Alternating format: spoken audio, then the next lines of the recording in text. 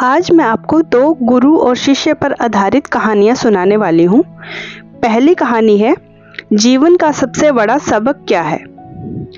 एक गुरुजी अपने शिष्य के साथ नदी के किनारे टहल रहे थे। शिष्य ने जिज्ञासा से पूछा, गुरुजी, जीवन का सबसे बड़ा सबक क्या है।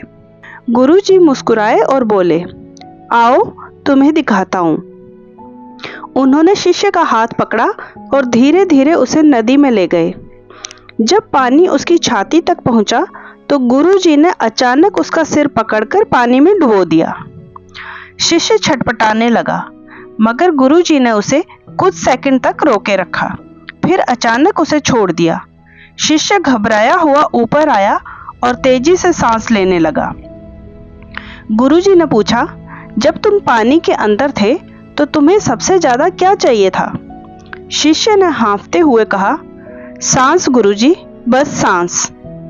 गुरुजी मुस्कुराए और बोले, जब तुम्हारी किसी चीज की चाहत इतनी ही तीव्र होगी जितनी सांस की थी तो तुम्हें वह चीज जरूर मिलेगी। यही जीवन का सबसे बड़ा सबक है।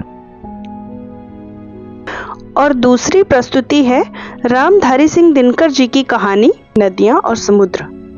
एक ऋषि थे जिनका शिष्य तीर्थाटन करके बहुत दिनों के बाद वापस आया।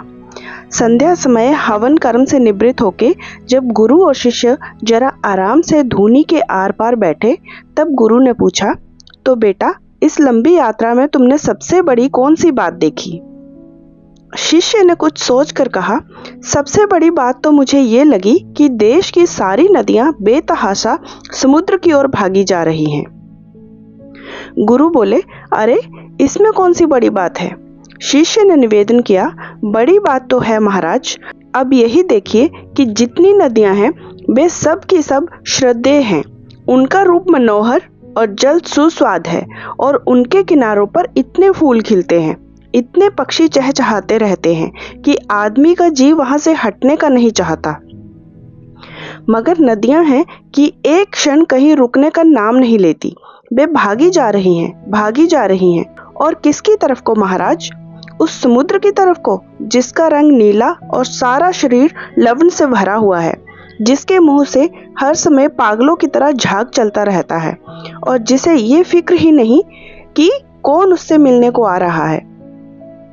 ऋषि ने कहा, बेटा, नदियां नारी हैं। नारियों का स्वभाव है कि वे अपने प्रेमी का चुनाव गुण देखकर करती हैं। समुद्र नीला है और खारा भले ही हो, मगर वह गंभीर है और बड़ा मर्यादावान भी। इसीलिए वह न तो कभी घटता है और ना ही उसमें बाढ़ ही आती है। ऐसे सुगंभीर मर्यादा पुरुषोत्तम का आकर्षण भला कौन नारी रोक सकती है। तो दोस्तों, आपको ये कहानी कैसी लगी मुझे कमेंट करके जरूर से बताना। अगर अच्छी लगी हो तो लाइक और शेयर जरूर करना और चैनल को सब्सक्राइब कर लेना। धन्यवाद।